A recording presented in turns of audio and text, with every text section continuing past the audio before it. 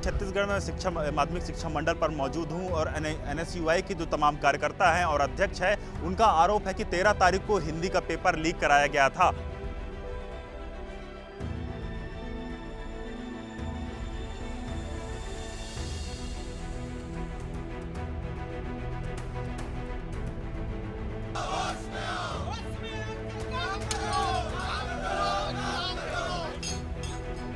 ना ही अपने कैबिन में बैठे हुए हैं। अधिकारी क्या कह रहे हैं? अधिकारी अभी तक सामने नहीं आ रहे। हम आधा घंटे से बैठे हुए हैं और लगातार आंदोलन कर रहे हैं, लेकिन कोई अधिकारी हमसे बात करने को नहीं आ रहा।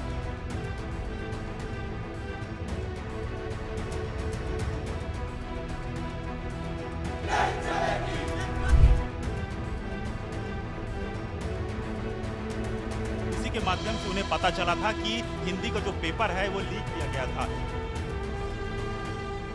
छत्तीसगढ़ में शिक्षा माध्यमिक शिक्षा मंडल पर मौजूद हूं और एनएसयूआई के जो तमाम कार्यकर्ता हैं और अध्यक्ष है, उनका आरोप है कि 13 तारीख को हिंदी का पेपर लीक कराया गया था। उसी को लेकर के आज माध्यमिक शिक्षा मंडल के सामने जो एनएसयूआई के कार्यकर्ता हैं और जो तमाम जो अध्यक्ष हैं, वो सभी लोग प्रदर्शन पर जुट गए हैं। बात करने की कोशिश करते हैं वे किस चीज़ की नहीं करते हैं। देखिए, माध्यमिक शिक्षा मंडल का 14 मार्च को हिंदी का पेपर था, लास्ट पेपर था, लेकिन माध्यमिक शिक्षा मंडल का जो सुरक्षा है वो इतना कमजोर हो चुका है कि आपके मैं विस्तार में दिखाना चाहूँगा कि ये एक पर्चा है जो 13 मार्च को रात को वायरल होता है।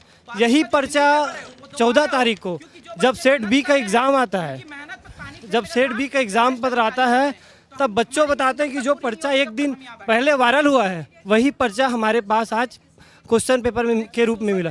तो ये जो भ्रष्ट अधिकारी है जो ऐसे मामलों को पेपर लीक करना चाहते हैं, उसको मैं बताना चाहूँगा कि छत्तीसगढ़ में पेपर लीक की मामला नहीं चलेगी। एनएसयूआई बिल्कुल बर्दाश्त नहीं करेगी। हम इसीलिए आज आए हैं कि जो पेपर हुआ इसमें जांच किया जाए और जो कड़ी से कड़ी कार्रवाई किया जाए। जो लोग इसको वायरल किए हैं उस पर तुरंत एफआईआर दर्ज हो।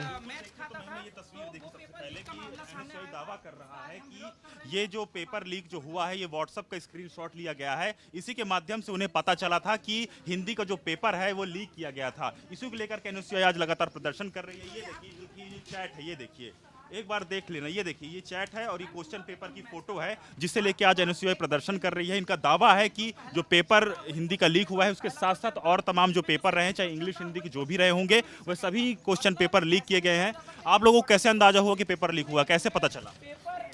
देखिए, पेपर व्हाट्सएप में लीक हुए हैं, लेकिन इस पेपर की जो हुबहू का प्रति है वो पूरी 20 सेट में आ गई है। और इस पेपर में यदि ये क्वेश्चन नंबर 6 दिया है, दैनिक समाचार पत्र के संपादक को पत्र लिखे जिसमें एक पेड़ माँ के नाम इस अभियान को सफल बनाने के लिए समस्त विभागों को प्रेरित करे। क्या ये प्रश्न पत्र में लीक हुआ यहाँ तक लीक होना यह बताता है कि भाजपा के लोग किस तरह अंदर तक घुसकर पेपर लीक कर रहे हैं। बिल्कुल। तो देखिए, ये बताइए आप लोगों की मांग क्या है? क्या दोबारा से आप लोग चाहते हैं कि 12वीं और 10वीं का परीक्षा कराया जाए? जी, निश्चित तौर पे दोबारा से 12वीं का पेपर हो। और हम ये भी चाहते हैं कि जो अधिकारी इसमें लिप्त है, जिन्होंने पेपर लीक का ये काम किया है, वो अधिकारी सामने आए, एफआईआर हो। और जब तक ये हमारी मांग पूरी नहीं होती, जब तक हम यहाँ पे धरने पे बैठे रहेंगे, क्योंकि ये अधिकारी ना हमसे मिलने को आ रहे हैं, ना ही अपने कैबिन में बैठे हुए हैं। अधिकारी क्या कह रहे हैं? अधिकारी अभी तक सामने नहीं आ रहे। हम आधा घंटे से बैठे हुए हैं और लगातार आंदोलन कर रहे हैं, लेकिन कोई अधिकारी हमसे बात करने को नहीं आ रहा है।